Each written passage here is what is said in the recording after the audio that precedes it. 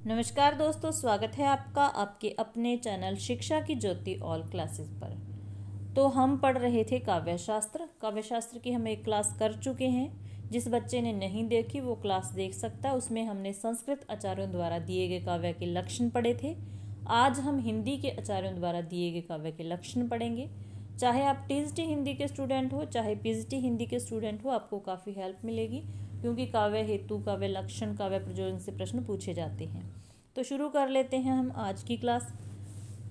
हिंदी के रीतिकालीन आचार्यों ने संस्कृत के आचार्यों पर ही अनेक काव्य लक्षण प्रस्तुत किए हैं, अतः उसमें मौलिकता का अभाव है। चिंतामणि ने मम्मट के काव्य प्रकाश को उपजीव्य बनाकर काव्य लक्षण इस प्रकार से दिया है। तो ये परिभाषा किसकी है? ये है चिंतामणि की। इसको आपको याद रखनी है। सगुण अलंकारन सहित दोष रहित हो जाए, शब्द अर्थवारो कवित विवुध कहत सब कोई। मम्मट और चिंतामणि के काव्य लक्षण में केवल इतना ही अंतर है कि जो मम्मट थे वो कहते थे कि काव्य में जो अलंकार हैं वो ना भी हों तो काम चल जाएगा, लेकिन जो चिंतामणि जी हैं वो कहते हैं कि काव्य में अलंकार होना चाहिए। वो काव्य में अलंकार को अनिवार्य मानते हैं। बस यही इनमें अंतर है। बाकी मम्मट के आधार पर ही चिंतामणि ने काव्य के लक्षण बताए हैं। ठीक है, नेक्स्ट है कुलपति मिश्र। कुलपति मिश्र ने भी मम्मट को ही आधार बनाते हुए अपना काव्य लक्षण प्रस्तुत किए हैं। इन्होंने कहा है कि परिभाषा ये है कुलपति मिश्र की, दोष रहित और गुण सहित कुछ अल्प अलंकार, शब्द अर्थ सो कवित है, ताको करो विचार। ये कहते हैं कि जो काव्य होता है वो दोष रहित होना चाहिए, गुण सहित होना चाहिए, कुछ अलंकार भी उसमें होने चाहिए। तो ऐसा जो काव्य होगा, ऐसी जो कविता होगी जिसमें जो दोष रहित हो, गुण सहित हो, कुछ अलंकार हो, ऐसी शब्दार्थ को हम क्या कह सकते हैं? कविता कह सकते हैं। ये कहना था कुलपति मिश्र का। ठीक है, ये परिभाषा थोड़ी सी ध्यान रखनी। ये कुलपति मिश्र की परिभाषा है। आधुनिक युग के जिन हिंदी समीक्षकों ने काव्य पर मौलिक ढंग से विचार किया है, इनमें सर्वप्रमुख हैं आचार्य रामचंद्र शुक्ल, महावीर प्रसाद द्विवेदी और बाबू गुलाब राय जी। सबसे पहले हम आचार्य रामचंद्र शुक्ल जी का काव्य लक्षण देखते हैं। शुक्ल जी ने अपने निबंध संग्रह चिंतामणि भाग 1, ये याद रखना है किसमें दिया है, कि निबंध भाग 1 के निबंध कविता क्या है। ठीक है, किसमें दिया है? कविता क्या में काव्य की परिभाषा देते हुए लिखा है कि जिस प्रकार आत्मा की मुक्तावस्था ज्ञान दशा कहलाती है, उसी प्रकार हृदय की मुक्तावस्था रस दशा कहलाती है। हृदय की इसी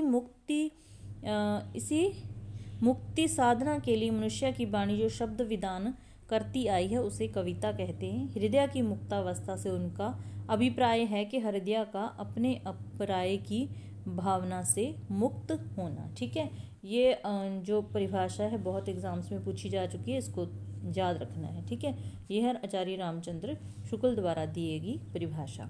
उसके बाद है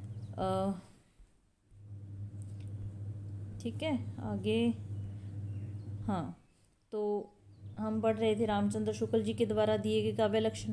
आगे इस परिभाषा से यह स्पष्ट है कि शुक्ल जी काव्य में रागात्मक तत्व, रसात्मकता और भावात्मकता को प्रधानता देते हैं। वे चमत्कार पक्ष की काव्य लक्षण के अंतर्गत महत्व नहीं देते। इस परिभाषा में रस का आग्रह अधिक है, अलंकार, उक्ति, वैचित्र्य आदि का समावेश इसमें नहीं हो सका है, अतः यह परिभाषा संकीर्ण हो गई और केवल रसवाद का पोषण करती है। ठीक है, तो आगे है आचार्य महावीर प्रसाद द्विवेदी की। यहाँ से प्रश्न पूछा जा चुका है, ध्यान से देखना है इसको। किसी प्रभावोत्पादक और मनोरंजक लेख, बात या वक्तृता का नाम कविता है। ये किसने कहा है? आचार्य महावीर प्रसाद द्विवेदी ने। इस अर्थ में कविता अत्यंत व्यापक हो जाती है। वह गद्य और पद्य दोनों ही रूपों में हो सकती है तथा उसमें दो गुण होने चाहिए: प्रभाव डालने की क्षमता और आनंद प्रदान करने की शक्ति। तो महावीर प्रसाद द्विवेदी ने कौन से गुण दो बताए हैं? एक तो प्रभाव डालने वाली होनी चाहिए कविता, ठीक है, दूसरी आनंद प्रदान करने वाली होनी चाहिए। ये दोनों गुण आपने याद रखने हैं। इसके अतिरिक्त उनके काव्य के संबंध में अन्य उक्तियां भी मिलती हैं, यथा कविता प्रभावशाली रचना है, यो पाठक या श्रोता के मन पर आनंदमय प्रभाव डालती है। मनोभाव शब्दों का रूप धारण करते हैं वही कविता है, चाहे वह पद्यात्मक हो या गद्यात्मक हो। तो ये सारे के सारे पॉइंट अपने ध्यान से देखने हैं, क्योंकि पीजीटी में जो ऐसे पॉइंट्स दिए होते हैं, पूछा जाता है कि इनमें से किस आचार्य का नहीं है या इस प्रकार से, तो आपने एक बार देख लेना है कि किसने क्या कहा है। इन पंक्तियों से इतना पता अवश्य चलता है कि कविता हृदय पर प्रभाव डालने वाली वस्तु है। नेक्स्ट है हमारे बाबू गुलाब राय जी। काव्य संसार के प्रति कवि की भाव प्रधान मानसिक प्रक्रियाओं की श्रेय को प्रेय देने वाली अभिव्यक्ति है। ये परिभाषा बाबू गुलाब राय की है। इस परिभाषा में अनुभूति पक्ष या भाव प्रधान को ही काव्य का मूल आधार माना गया है, यद्यपि क्योंकि प्रेय शब्द कला पक्ष की ओर इंगित करता है, हिंदी के अन्य विद्वानों ने भी काव्य की परिभाषाएं दी है, पर वे उपयुक्त परिभाषाओं से मिलती जुलती हैं, तो उनका मतलब कि नहीं है। तो मेनली 3 परिभाषाएं हैं, बाबू गुलाब राय की है, रामचंद्र शुक्ल जी की है और महावीर प्रसाद द्विवेदी की है। तो इनको आपको ध्यान रखना है। आगे कुछ पाश्चात्य समीक्षकों द्वारा भी काव्य लक्षण बताए गए हैं, जो मेनली हैं वो परिभाषाएं ही आपको मैं बता रही हूँ, क्योंकि हो सकता है एक आधी परिभाषा इसमें से पूछ ली जाए। सबसे पहले है मैथ्यू आर्नल्ड। इसकी जो परिभाषा है वो आपने ध्यान रखनी है। Poetry at bottom is the criticism of life, English में भी देखनी है और हिंदी में भी। कविता मूल रूप से जीवन की आलोचना है, कविता मूल रूप से जीवन की आलोचना है, ये कहने वाले थे मैथ्यू आर्नल्ड। इस परिभाषा में काव्य का लक्षण निर्दिष्ट नहीं होता, पर इतना अवश्य कहा जा सकता है कि कविता का जीवन से गहरा संबंध है। ठीक है, आगे जो ध्यान रखनी है वो है कॉलरिज की परिभाषा है। Poetry is the best words in best order. ठीक है, अर्थात सर्वोत्तम व्यवस्था में सर्वोत्तम शब्द ही कविता है। ये मोस्ट इंपॉर्टेंट है, इसको अच्छे से याद रखना है। कॉलरिज की परिभाषा ये आपने देखनी हो तो देख सकते हैं, हडसन है, जॉनसन है, लेकिन जो इम्पोर्टेंट है वो चैम्बर्स कोश में दी गई परिभाषा है, उसको देखना है। Poetry is the art of expressing words thoughts which are the creations of imaginations. ठीक है, एंड फीलिंग, अर्थात कविता कल्पना और अनुभूति से उत्पन्न विचारों को मधुर शब्दों में व्यक्त करने की कला है। उसके बाद है कवि शैली की परिभाषा, ये थोड़ी सी इम्पोर्टेंट है, एक पेपर में ये पूछी जा चुकी है, इसको देख लेना। Poetry in a general sense में be defined to be the expression of imagination, अर्थात एक दृष्टि में कविता कल्पना की अभिव्यक्ति है, इसके साथ सदैव अनंत तत्व संबंध रहता है। ठीक है, तो जो निष्कर्ष निकलता है ये मेनली याद रखना है। उपयुक्त परिभाषाओं के आधार पर हम इस निष्कर्ष पर पहुंचते हैं कि काव्य की सर्वमान्य परिभाषा दे पाना कठिन है, क्योंकि कविता प्रत्येक काल में अपना रूप बदलती है। विद्वान अपने अपने ढंग से काव्य की परिभाषा देते हैं तथा इन परिभाषाओं के आधार पर आधुनिक काल की नई कविता खरी नहीं उतरती। इसके लिए अपने युग के अनुसार काव्य की नई परिभाषाएं होनी चाहिए।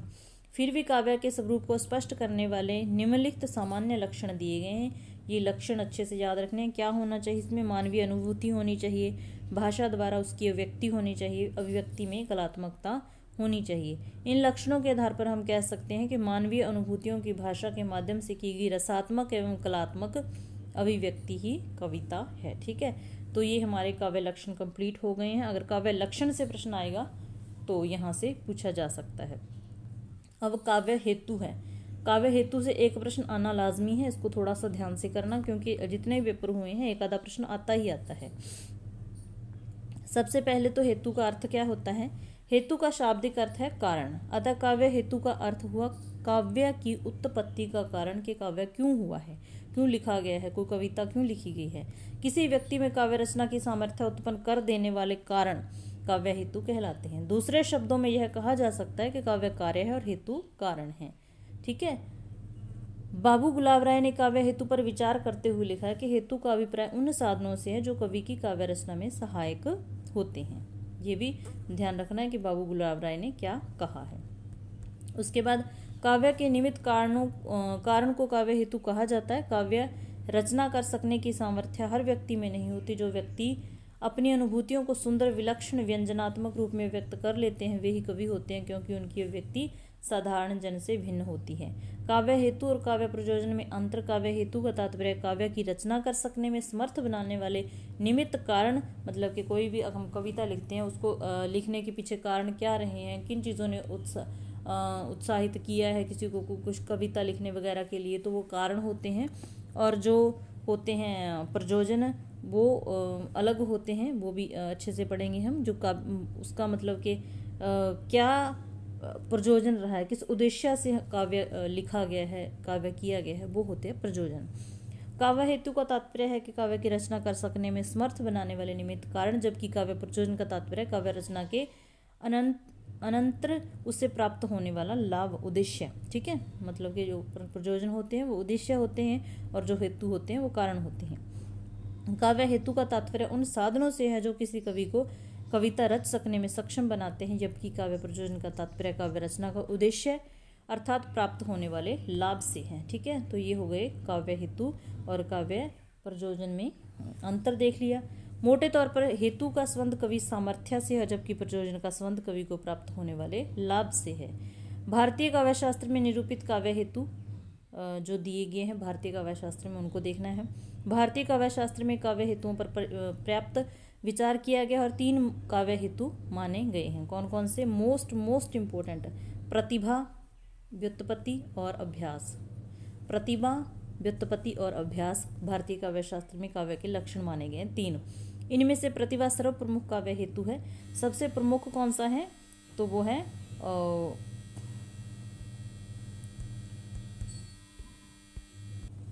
हाँ जी, तो भारतीय काव्य शास्त्र में काव्य हेतुओं पर पर्याप्त विचार किया गया और 3 काव्य हेतु माने गए हैं, प्रतिभा, व्युत्पत्ति और अभ्यास। इनमें से जो प्रतिभा है वो सर्वप्रमुख माना गया, सबसे मुख्य है, कौन सा माना गया है काव्य का हेतु? प्रतिभा। काव्यत्व का बीज माना गया है। प्रतिभा के अभाव में कोई व्यक्ति काव्य रचना नहीं कर सकता, प्रतिभा को ही काव्यत्व का बीज माना गया है। ये अच्छे से याद रखनी है आपने ये लाइन। ठीक है, उसके बाद है काव्य हेतुओं पर सर्वप्रथम कहाँ विचार हुआ? अग्नि पुराण में। कहाँ हुआ? अग्नि पुराण में विचार किया गया और प्रतिभा, वेद ज्ञान और लोक व्यवहार को काव्य हेतु के रूप में स्वीकार किया गया। तो अग्नि पुराण में पूछा जा सकता है कि कौन कौन से काव्य हेतु माने गए थे? तो प्रतिभा, वेद ज्ञान और लोक व्यवहार। जो अग्नि पुराण में परिभाषा दी गई वो है नरत्व दुर्लभ लोके विद्या तत्र सुदुर्लभा, कवित्व दुर्लभ तत्र शक्ति तत्र सुदुर्लभा। ठीक है, तो इसको परिभाषा को भी ध्यान में रखना है। अर्थात लोक में नर्तव दुर्लभ है और उसमें विद्यमान नर होना दुर्लभ है, कवित्व परम दुर्लभ है और कविता करने की शक्ति, प्रतिभा तो और भी दुर्लभ है। ठीक है, ये कहते हैं कि पहले तो मतलब कि नर का ही मिलना दुर्लभ है और वो भी उसमें विद्यमान नर होना, नर्तव में भी नर का होना दुर्लभ है। फिर कवित्व परम दुर्लभ है और कविता करने की शक्ति, कवित्व किसी का कवि होना ही दुर्लभ और उसमें कविता करने की जो प्रतिभा का होना और भी दुर्लभ है। ठीक है, ये चीज़ें कही गई हैं। आगे हैं सबसे पहले संस्कृत के आचार्यों द्वारा दिए गए काव्य हेतु ही हमने पढ़ने हैं। संस्कृत काव्य शास्त्र में आचार्यों ने काव्य हेतु पर पर्याप्त विचार विमर्श किया है। यहाँ पर प्रमुख संस्कृत आचार्यों के काव्य हेतु से संबंधित मत प्रस्तुत किए गए हैं। सबसे पहले आचार्य बामह का ही है। सबसे पहले आपने बताना है कि आचार्य जो बामह है ये कौन सी शताब्दी के आचार्य हैं। ठीक है, तो याद होगा आपको ये 6वीं शताब्दी के आचार्य हैं। आचार्य बामह ने अपने ग्रंथ काव्यालंकार में स्वीकार किया है कि गुरु के उपदेश से जड़ बुद्धि भी शास्त्र ज्ञान अध्ययन करने में समर्थ हो सकता है, किंतु काव्य तो किसी प्रतिभाशाली द्वारा ही रचा जा सकता है। मतलब है कि मान लीजिए हम कोई विद्यार्थी है, हम उसको डांट फटकार के पढ़ा लेंगे, उसे ज्ञानी बना देंगे, लेकिन उसे हम ये तो नहीं कह सकते कि तुम गाना गाओ, तुम कविता कर दो, क्योंकि उसमें अगर अंदर से उसमें कला होगी, वो प्रतिभा होगी उस चीज़ की, किसी भी कोई आर्ट होगा तो तभी निकाल सकता है ना। तो ज़बरदस्ती से मतलब कि काव्य नहीं करवाया जा सकता, इसके लिए प्रतिभा का होना जरूरी है। जिसमें कला होती है वही कवि बन सकता है, हर कोई तो कवि नहीं बन सकता। ठीक है, तो इसके लिए प्रतिभा बहुत जरूरी है। तो आचार्य बामह प्रतिभा को बहुत ही महत्व देते हैं। इन्होंने परिभाषा भी दी है, गुरुपदेश दयतु शास्त्र जड़दिम पैलम काव्य तु जायते जातु कस्यचित प्रतिभावत। मतलब ये वही कहते हैं कि गुरु के उपदेश से किसी को ज्ञानी तो बनाया जा सकता है, लेकिन कभी नहीं बनाया जा सकता। किसी को कहकर काव्य नहीं करवाया जा सकता। निश्चय ही बामह प्रतिभा को काव्य का प्रधान हेतु स्वीकार करते हैं। ये भी अलग से पूछा जाता है कि कौन से आचार्य किस हेतु को ज़्यादा महत्व देते हैं। तो आपने ध्यान रखना है, जो बामह हैं वो प्रतिभा को ज़्यादा महत्व देते हैं, प्रतिभा को मुख्य हेतु मानते हैं। किंतु एक अन्य श्लोक में वे स्वीकार करते हैं कि शब्द शास्त्र को जानने वाले की सेवा और उपासना करके, शब्द का तथा शब्दार्थ का ज्ञान करके तथा अन्य कवियों के कृतित्व का अध्ययन करके ही काव्य रचना में प्रवृत्त होना चाहिए। मतलब कि ये कहते हैं कि अगर किसी की मतलब कि कवि की सेवा करके, उपासना करके, उसे ज्ञान लेके, ठीक है, तो इस प्रकार से अच्छे अच्छे कवियों की कवि कृतित्व को पढ़ने के बाद, अध्ययन के करने के बाद ही काव्य खुद की जा सकती है, काव्य की रचना की जा सकती है। मतलब कि हम जब किसी काम फील्ड में जाते हैं तो पहले हम देखते हैं कि हम कैसे करना है, इस प्रकार से सीख के ही आगे कुछ किया जा सकता है। तो ये कहते थे आचार्य बामह। स्पष्ट है कि बामह प्रतिभा के साथ साथ व्युत्पत्ति, शास्त्र ज्ञान एवं अभ्यास को भी काव्य हेतुओं में स्थान देने के पक्षधर हैं। ठीक है, मतलब कि अभ्यास को भी मानते हैं और शास्त्र ज्ञान को भी मानते हैं। अच्छे अच्छे कवियों की कृतियों को पढ़ना चाहिए, इस प्रकार से ये प्रतिभा को भी स्वीकारते हैं। ठीक है, तो नेक्स्ट आचार्य हैं आचार्य दंडी। आचार्य दंडी ने अपने ग्रंथ काव्यादर्श में प्रतिभा आनंद अवयोग प्रश्न इस प्रकार से पूछा जा सकता है कि अभ्यास को आचार्य दंडी ने क्या कहा है। तो क्या कहा है आचार्य दंडी ने? आनंद अभियोग कहा। और लोक व्यवहार एवं शास्त्र ज्ञान को काव्य हितों के रूप में मान्यता दी गई है। तो ये अच्छे से याद रखना है, इन्होंने लोक व्यवहार, शास्त्र ज्ञान को काव्य हितों के रूप में मान्यता दी है। उनके अनुसार नैसर्गिकीच प्रतिभा श्रुतच बहु निर्मलम आनंदाश्च वियोगो अस्य कारण काव्य संपदा। तो इस प्रकार से ये परिभाषा याद रखनी है। एक शुरू वाला जो शब्द है वो आप याद करके चलेंगे तो आपको याद आ जाएगी। जैसे दंडी का हमने वो किया था कि शरीर को कष्ट होता है तो शरीरता विदिष्ठार्थ, तो इस प्रकार की जो परिभाषा थी वो हमें याद आ जाएगी कि दंडी की थी नैसर्गिकी, तो ये शब्द ने आपने दंडी से जोड़ लेना है, तो इस प्रकार से आपको याद आ जाएगा। अर्थात नैसर्गिक प्रतिभा, निर्मल शास्त्र ज्ञान और बड़ा चढ़ा अभ्यास काव्य संपत्ति में कारण होते हैं। ठीक है, अभ्यास से भी फर्क पड़ता है।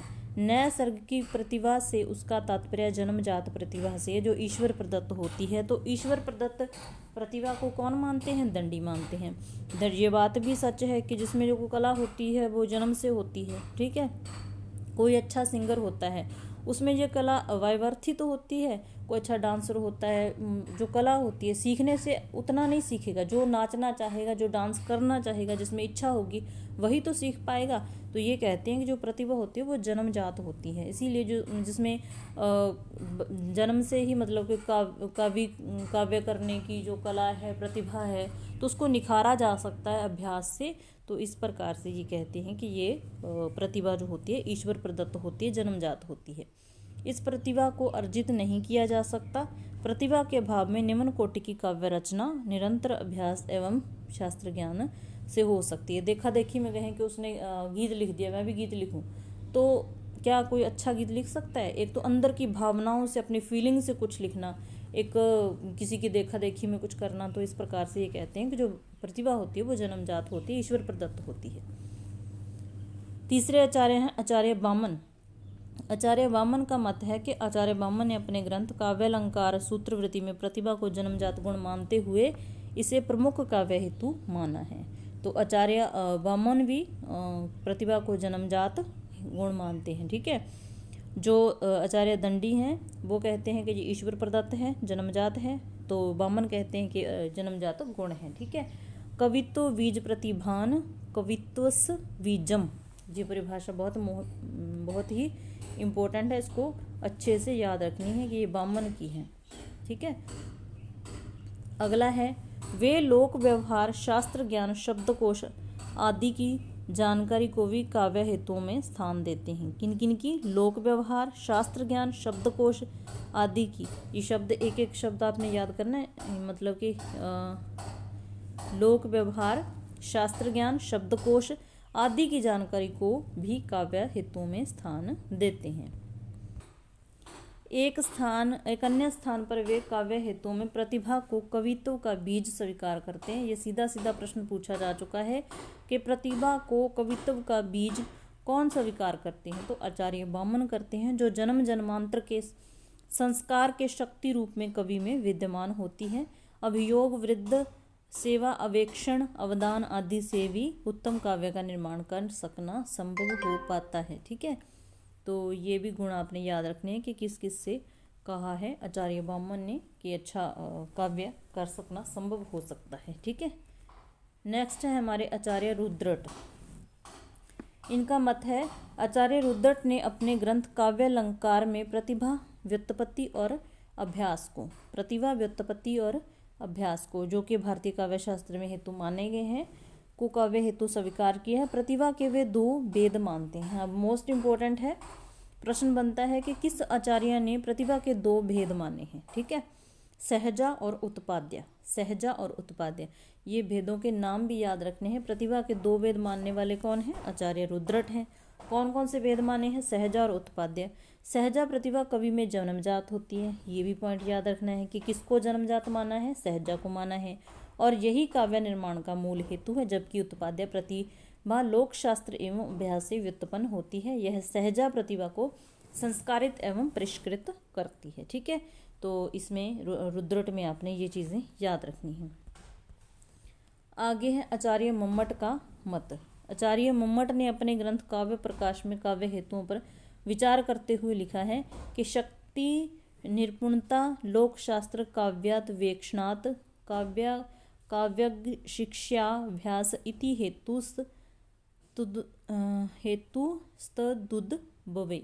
ठीक है, तो ये परिभाषा किसकी है? मम्मट की है। मम्मट ने शक्ति, निपुणता यहाँ से शुरू किया है, लोक शास्त्र, ये परिभाषा थोड़ी सी आप सेट करके अपने दिमाग में रख लेना। अर्थात काव्य के 3 हेतु, शक्ति। अब प्रतिभा को शक्ति कौन कहने वाले कौन आ गए? आचार्य मम्मट। इससे आपको परिभाषा भी याद हो जाएगी कि आचार्य मम्मट ने प्रतिभा को शक्ति कहा है, आचार्य मम्मट ने शक्ति कहा है, और रुद्रट ने प्रतिभा के 2 भेद किए हैं। लोक शास्त्र का अवेक्षण तथा अभ्यास में एक अन्य स्थान पर यह भी कहते हैं कि शक्ति कवित्व बीज रूप, अर्थात शक्ति काव्य का बीज संस्कार है। ठीक है, ये लाइन भी आपने अच्छे से याद रखनी है। ये किसने कहा है?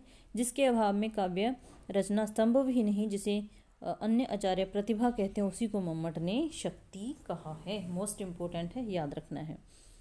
नेक्स्ट है छठे आचार्य केशव मिश्र। प्रतिभा कारण तस्य व्युत्पत्ति विभूषण, अर्थात प्रतिभा काव्य का कारण है तथा व्युत्पत्ति उसे विभूषित करती है। ये परिभाषा किसकी है? केशव की। ठीक है, तो अगले हमारे जो 7वें आचार्य हैं वो हेमचंद्र हैं। हेमचंद्र, इन्होंने अपने ग्रंथ शब्दानुशासन, ये पहली बार ग्रंथ है, इसको याद रखना है। हेमचंद्र का ग्रंथ शब्दानुशासन में लिखा है, प्रतिभांस्य हेतु प्रतिभा नव मोन्मेषशालिनी प्रज्ञा, नवोन्मेषशालिनी प्रज्ञा। ठीक है, अर्थात प्रतिभा काव्य का हेतु है तथा नवोन्मेषशालिनी प्रज्ञा को प्रतिभा कहते हैं। ठीक है, इतनी चीज़ आपने अच्छे से याद रखनी है। हेमचंद्र की परिभाषा और क्या कहा इसने। आगे आ गया राजशेखर। प्रतिभा व्युत्पत्ति मिश्र संवेत्ते श्रेयस्यो इति, अर्थात प्रतिभा और व्युत्पत्ति दोनों संवेत रूप में काव्य के श्रेयस्कर हेतु हैं। प्रतिभा के 2 भेद स्वीकार करते हैं। अब 2 भेद स्वीकार करने वाले एक राजशेखर आ गए। इसने क्या माना है? कारित्री और भावित्री। भेदों में उलझना मत। राजशेखर ने 2 भेद माने हैं, कारित्री और भावित्री, और उसने माने थे रुद्रट ने सहजा और उत्पाद्य माने थे। ठीक है, कारित्री प्रतिभा जन्मजात होती है, उसने कहा था कि सहजा प्रतिभा जन्मजात होती है तथा इसका संबंध कविता से है। भावित्री प्रतिभा का संबंध सहृदय पाठक या आलोचक से है। 9वें आचार्य है पंडित राज जगन्नाथ। इन्होंने अपने ग्रंथ रस गंगाधर में प्रतिभा को ही प्रमुख काव्य हेतु स्वीकार किए हैं। तस्य च कारण कविगता केवल प्रतिभा, तो इन्होंने प्रतिभा को ही मुख्य हेतु माना है। निष्कर्ष निकलता है, क्या निकलता है? उक्त विवेचना के आधार पर यह निष्कर्ष निकाला जा सकता है कि काव्य के प्रमुख हेतु 3 हैं। कौन कौन से हैं? प्रतिभा, व्युत्पत्ति और अभ्यास। वही बात आ गई, तीनों ही मुख्य हेतु हैं। संस्कृत काव्य शास्त्र में काव्य हेतुओं पर अधिक विवाद नहीं है, विवाद उनके तारतम्य, महत्व और प्रभाव के विषय में। इस स्वंद में आचार्य के 3 वर्ग हैं, मतलब कि विवाद नहीं है। जितने भी आचार्य हैं मेनली अलग अलग तरीके से, अपने अपने तरीके से प्रतिभा, व्युत्पत्ति और अभ्यास को ही काव्य के हेतु मानते हैं। लेकिन किसी ने कविता का बीज मान लिया, किसी ने 2 भेद मान लिए, किसी ने शक्ति कह दिया। इस प्रकार से मतलब कि उन्होंने अलग अलग अपने अपने तरीके से बताया है। ठीक है। प्रथम वर्ग में वे आचार्य हैं जो मात्र प्रतिभा को काव्य हेतु मानते हैं और अभ्यास तथा व्युत्पत्ति को प्रतिभा का संस्कार करने वाले तत्व स्वीकार करते हैं। इस वर्ग में राजशेखर भागवत, हेमचंद्र और पंडित राज जगन्नाथ हैं। द्वितीय वर्ग में वे आचार्य हैं जो प्रतिभा, अभ्यास, व्युत्पत्ति इन तीनों को संवेद रूप में काव्य हेतु स्वीकारते हैं। इसमें रुद्रट, मम्मट इसी वर्ग में आते हैं। तृतीय वर्ग के आचार्य प्रतिभा को काव्य हेतु में सर्वप्रमुख स्थान देते हुए भी यह मानते हैं कि प्रतिभा के अभाव में भी काव्य प्रणयन करना किया जा सकता है। इस वर्ग में दंडी आ गए, तो ध्यान रखना है कौन से वर्ग में कौन से आते हैं। अब काव्य हेतुओं का जो स्वरूप है, ठीक है, काव्य हेतुओं का स्वरूप देख लेते हैं किस प्रकार से। पहले प्रतिभा है। प्रतिभा के बारे में क्या कहा है? प्रतिभा वह शक्ति है जो किसी व्यक्ति को काव्य रचना में समर्थ बनाती है। राजशेखर ने प्रतिभा के स्वरूप को स्पष्ट करते हुए कहा है कि सा शक्ति केवल काव्य हेतु। आचार्य भट्टतीति के अनुसार प्रतिभा उस प्रज्ञा का नाम है जो नित्य नवीन रसानुकूल विचार उत्पन्न करती है। प्रज्ञा नवन बोन में शालिनी प्रतिभा मता। आचार्य वामन का मत है कि प्रतिभा जन्म से प्राप्त संस्कार है जिसके बिना काव्य रचना संभव ही नहीं है। आचार्य अभिनव गुप्त ने प्रतिभा की परिभाषा करते हुए लिखा है कि प्रतिभा अपूर्व वस्तु निर्माण क्षमा प्रज्ञा, अर्थात प्रतिभा प्रज्ञा का भी वह रूप है जिसमें अपूर्व की सृष्टि करने की क्षमता होती है। कवि इसी के बल पर कवि काव्य सृजना में समर्थ होता है। बरकोक्ति संप्रदाय के प्रवर्तक आचार्य कुंतक ने प्रतिभा उस शक्ति को माना है जो शब्द और अर्थ में अपूर्व सौंदर्य की सृष्टि करती है। एक एक शब्द आपने ध्यान रखना है कि इस आचार्य ने क्या कहा है। नाना प्रकार के अलंकारों, उक्ति, वैचित्र्य आदि का विदन करती है। ठीक है, आगे है प्रतिभा प्रथमोद वेद सम्य यत्र वक्रता शब्दाभिभेय योरंत सफुर्तीव विभायते। महिम भट्ट प्रतिभा को कवि का तृतीय नेत्र मानते हैं, तो ये इंपॉर्टेंट है। तृतीय नेत्र मानने वाले कौन आ गए? महिम भट्ट, जिससे समस्त भावों का साक्षात्कार होता है। प्रतिभा नवीन सृजन में सहायक होने वाली शक्ति है। प्रतिभा के अभाव में काव्य सृजन करने वाला कवि उपहास का पात्र बनता है। आचार्य मम्मट ने प्रतिभा को एक नया नाम दिया है, वे इसे शक्ति कहते हैं। ये हम पढ़ चुके हैं, ये मोस्ट इंपॉर्टेंट है, याद रखना। और काव्य का बीज स्वीकार करते हैं, इसके बिना काव्य की रचना असंभव है। शक्ति कवित्व बीज रूप संस्कार विशेष। ठीक है, तो ये हमारे काव्य के हेतु भी हो गए। ठीक है, हेतुओं का स्वरूप हो गया। आगे कुछ कुछ पॉइंट्स हैं वो देख लेते हैं, उसके बाद प्रयोजन करेंगे। ठीक है, मम्मट ने क्या माना है? शक्ति माना है, अर्थात शक्ति प्रतिभा को ही माना है। कवित्व का बीज रूप संस्कार विशेष है जिसके बिना काव्य सृजन नहीं हो सकता। आचार्य मम्मट ने प्रतिभा को ही शक्ति नाम दिया है। आचार्य जयदेव ने प्रतिभा का महत्व प्रदर्शित करते हुए कहा है कि प्रतिभा रूपी बीज को अंकुरित करने के लिए व्युत्पत्ति और अभ्यास की मिट्टी और जल के समान है। तो ये भी याद रखना है कि मिट्टी और जल, व्युत्पत्ति और अभ्यास को किसने माना है? जयदेव ने। जयदेव की भाई जय, उसने मिट्टी को और जल को महत्व दिया है। दंडी को छोड़कर अन्य सभी आचार्यों ने प्रतिभा को प्रमुख काव्य हेतु माना है और यह भी स्वीकार किया है कि प्रतिभा के बिना काव्य रचना संभव ही नहीं है। आचार्यों ने एक स्वर में प्रतिभा को काव्य का कारण माना है। प्रतिभैवच कवीना काव्य कारणम। ठीक है, तो ये याद रखनी है। उसके बाद निष्कर्ष निकलता है, यहाँ से प्रश्न आने की संभावना रहती है, इसमें थोड़ा ध्यान देना है। आचार्यों ने प्रतिभा का जो स्वरूप यहाँ स्पष्ट किया है उससे हम निम्न निष्कर्ष निकाल सकते हैं कि प्रतिभा में क्या क्या होता है। ठीक है, प्रतिभा काव्य का मूल हेतु है, पता चल गया। यह ईश्वर प्रदत्त शक्ति है, पता चल गया। प्रतिभा नवोन्मेषालिनी प्रज्ञा है, ये भी पता चल गया। ठीक है, प्रतिभा के बल पर ही कवि अपूर्व शब्दों, अपूर्व भावों, अलंकारों, उक्ति, वैचित्र्य आदि का विधान करता है। ठीक है, प्रतिभा दो प्रकार की होती है, कार्यत्री प्रतिभा और भावयित्री प्रतिभा। कार्यत्री प्रतिभा वह होती है जिसके बल पर कवि कविता लिखता है, और भावयित्री प्रतिभा वह होती है जिसके बल पर कोई पाठक कविता को समझता है। सभी आचार्यों ने प्रतिभा के महत्व को स्वीकार किया और इसे काव्य का मूल हेतु माना है। डॉक्टर नगेंद्र ने प्रतिभा को असाधारण कोटि की मेधा मानते हुए कहा है कि प्रतिभा को नीरस और साधारण वातावरण अच्छे नहीं लगते, वह असाधारणता में खुलकर खेलती है। ठीक है, व्युत्पत्ति, ये चीज़ें तो प्रतिभा के बारे में हो गई, ध्यान रखनी है। उसके बाद व्युत्पत्ति के संबंध में क्या कुछ कहा है। व्युत्पत्ति का शाब्दिक अर्थ है निपुणता, पांडित्य या विद्वता। ठीक है, ज्ञान की उपलब्धि को भी व्युत्पत्ति कहा गया है।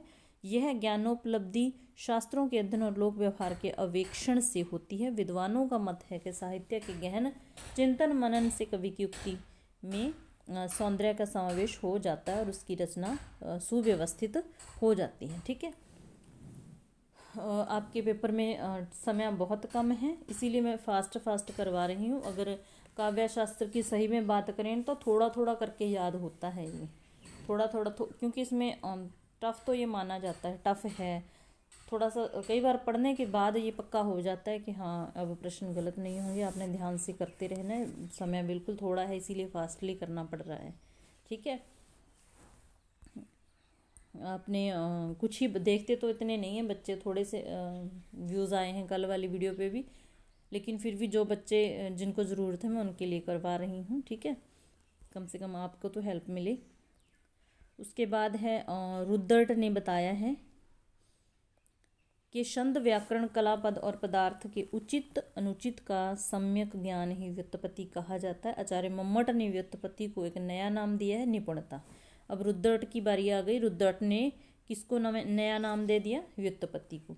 ठीक है, उसके बाद है या निपुणता चराचर जगत के निरीक्षण और काव्य आदि के अध्ययन से प्राप्त होती है। राजशेखर के अनुसार उचितानुचित विवेक को व्युत्पत्ति अर्थात उचित अनुचित का विवेक ही व्युत्पत्ति है। ये परिभाषा भी याद रखनी है। संस्कृत आचार्य ने व्युत्पत्ति को काव्य हेतु में दूसरा स्थान दिया है। व्युत्पत्ति के बल पर ही कोई व्यक्ति यह निर्णय कर पाता है कि किस स्थान पर किस शब्द का प्रयोग उचित है। सच तो यह है कि प्रतिभा और व्युत्पत्ति समान संवेत रूप में ही काव्य रचना हेतु है। जैसे लावण्य के बिना रूप फीका लगता है, वैसे ही रूप के बिना लावण्य भी आकर्षक नहीं लगता। व्युत्पत्ति दो प्रकार की होती है, शास्त्रीय और लौकिक। शास्त्रीय व्युत्पत्ति शास्त्रों के अध्ययन से तथा लौकिक व्युत्पत्ति लोक के निरीक्षण से उत्पन्न होती है। प्रथम प्रकार की व्युत्पत्ति से जहाँ काव्य में सौंदर्य व्यवस्थाओं का समावेश होता है, वहीं लौकिक व्युत्पत्ति के विषय की सम्यक प्रस्तुति संभव होती है। कवि की अभिव्यक्ति दोष रहित, मार्मिक, प्रभावकारी। तो ये देख लेना है। आगे है लोक और शास्त्र का अध्ययन कवियों को त्रुटियों से बचाता है। वर्ण्य विषय का ज्ञान, ऋतु ज्ञान, देश ज्ञान, भौगोलिक जानकारी आदि से कविता में त्रुटि आने की संभावना नहीं रहती। तो कवि को किस किस चीज़ का ज्ञान होना चाहिए ये देख लेना। अन्यथा मूर्ख कवि रेगिस्तान में धान की खेती का वर्णन कर सकता है। तो ये बात सही है, जब इन चीज़ों का पता होगा तो ही अपनी कविता में उसका वर्णन कर पाएगा ना। तो इन चीज़ों का ध्यान होना चाहिए। ऋतु ज्ञान होना चाहिए, देश ज्ञान होना चाहिए, भौगोलिक जानकारी भी होनी चाहिए। ये पूछा जा सकता है किस किस चीज़ का कवि को ज्ञान होना चाहिए। शब्द शिल्प और भाषा पर अधिकार बहुज्ञता से ही होता है, अतः कवि को निरंतर सजग रहने की आवश्यकता होती है, तभी वह उत्तम काव्य की रचना करने में समर्थ हो पाता है। तो अभ्यास के बारे में अब क्या कहा है। काव्य निर्माण का तीसरा हेतु अभ्यास है। बामह ने लिखा है कि शब्दार्थ के स्वरूप का ज्ञान करके सतत अभ्यास द्वारा उसकी उपासना करनी चाहिए। साथ ही अन्य कवियों को कृतित्व का अध्ययन भी करना चाहिए, जिससे अभ्यास नित्य प्रति दृढ़ होता जाए। आचार्य बामन ने भी अभ्यास को महत्व देते हुए लिखा है, अभ्यासो ही कर्मसु कौशल भाव हिति, अर्थात अभ्यास के द्वारा ही कवि में कुशलता प्राप्त की जा सकती है। आचार्य दंडी ने तो अभ्यास को ही काव्य का प्रमुख हेतु माना है। मोस्ट इम्पोर्टेंट है, आचार्य दंडी का नाम लेके पूछा जा सकता है कि काव्य के किस हेतु को प्रमुख मानते हैं, तो ध्यान रखना है। वे तो यहाँ तक कहते हैं कि प्रतिभा और व्युत्पत्ति के अभाव में केवल अभ्यास से ही काव्य रचना में कोई कुशल हो सकता है। सरस्वती की साधना से और शास्त्रों के श्रवण से कोई भी व्यक्ति सफल कवि बन सकता है। दंडी की यह धारणा अन्य आचार्यों ने स्वीकार नहीं की है। प्रतिभा के अभाव में काव्य रचना संभव ही नहीं कि फिर कोरा अभ्यास व्यक्ति को कैसे कवि बना सकता है। तो अभ्यास तो हम उस चीज़ का करते हैं ना जिसको हम सीखे होते हैं, जो हमें आता है। तो इस प्रकार से अभ्यास से कुछ नहीं होता, सीधा ये भी बात है। प्रारंभ में प्रतिभा संपन्न कभी भी अच्छी कविता नहीं लिख पाता, निरंतर अभ्यास से ही उनकी कविता निखरती है। तो बात हो गई ना, उसमें प्रतिभा थी तो प्रतिभा का ही तो अभ्यास होता है, निखरती है। जो कवि कीर्ति चाहते हैं उन्हें आलस्य को त्याग कर सरस्वती की उपासना करनी चाहिए। निरंतर कवि कर्म का अभ्यास करते रहना चाहिए। अभ्यास को महत्व को निम्न शब्दों में स्वीकार किया गया। करत करत अभ्यास के जड़मत होई सुजान, रसरी आवत जात में सिल पर परत निशान। ठीक है, तो हिंदी के रीतिकालीन आचार्यों ने काव्य हेतुओं पर विचार तो किया है, पर वे कोई नवीन उद्भावना नहीं कर सके हैं। भिखारी दास कविता करने की शक्ति जन्मजात मानते हैं। भिखारी दास शक्ति कवित्त बनाइए कि जिन जन्म नक्षत्र में दीनी विदाता। तो कल हम प्रयोजन कर लेंगे, ये काफ़ी महत्वपूर्ण है। उसके बाद काव्य दोष से एक प्रश्न आना लाजमी है। काव्य शक्ति शब्द शक्तियाँ। ठीक है, तो आज की क्लास हम यहीं समाप्त करते हैं। अगर क्लास अच्छी लगी तो पहले लाइक किया करो। ठीक है, पहले लाइक किया करो और हो सके तो शेयर भी कीजिए। ठीक है, तो मिलते हैं नेक्स्ट क्लास में, तब तक के लिए बाय, धन्यवाद।